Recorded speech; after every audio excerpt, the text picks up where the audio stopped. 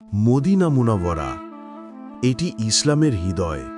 এখানে অবস্থিত এমন এক মসজিদ যা মুসলিম উম্মার ভালোবাসার কেন্দ্র, মসজিদে নববী।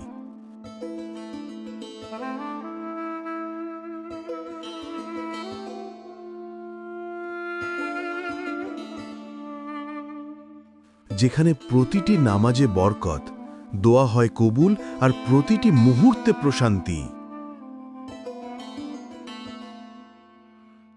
৬২২ খ্রিস্টাব্দে হিজরতের পর মদিনায় পৌঁছে রাসূলুল্লাহ সাল্লাল্লাহু আলাইহি ওয়াসাল্লাম সাহাবাদের সঙ্গে মিলেই এই মসজিদের ভিত্তি স্থাপন করেন।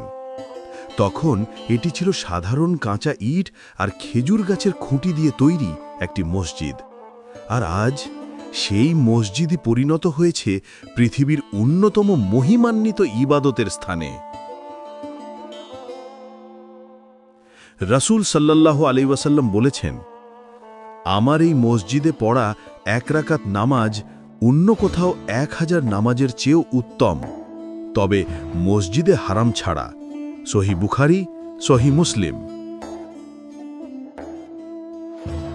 মসজিদের নববীর অন্যতম বিশেষ স্থান হল রওজা শরীফ। এখানে সমাহিত আছেন আমাদের প্রিয় নবী সাল্লাল্লাহু আলাইহি ওয়াসাল্লাম, তার ২ মহান সাহাবী আবু বকর রাদিয়াল্লাহু আনহু এবং উমর রাদিয়াল্লাহু আনহু। রওজার পাশের অংশকে নবী সাল্লাল্লাহু আলাইহি ওয়াসাল্লাম বলেছেন জান্নাতের বাগান সমূহের একটি বাগান।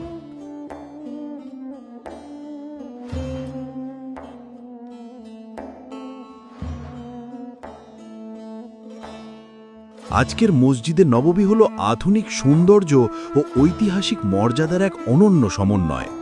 সুবিশাল মিনার, সবুজ গম্বুজ, সোনালী দরজা আর আকাশ ছোঁয়া ছাতাগুলো মুসলমানদের হৃদয় মুগ্ধ করে।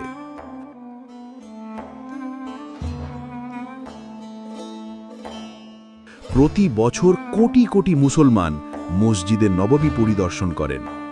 এখানে আসা প্রতিটি মুসলিম অনুভব করেন প্রশান্তি, ভালোবাসা আর ঐক্যের বন্ধন। মসজিদে নববী শুধু একটি মসজিদ নয়, বরং এটি আমাদের ঈমান, ভালোবাসা আর উম্মার ঐক্যের প্রতীক। আসুন আমরা সবাই নবীর ভালোবাসায় আবদ্ধ হয়ে তাকওয়া ও ইবাদতে নিজেদের জীবন সাজাই।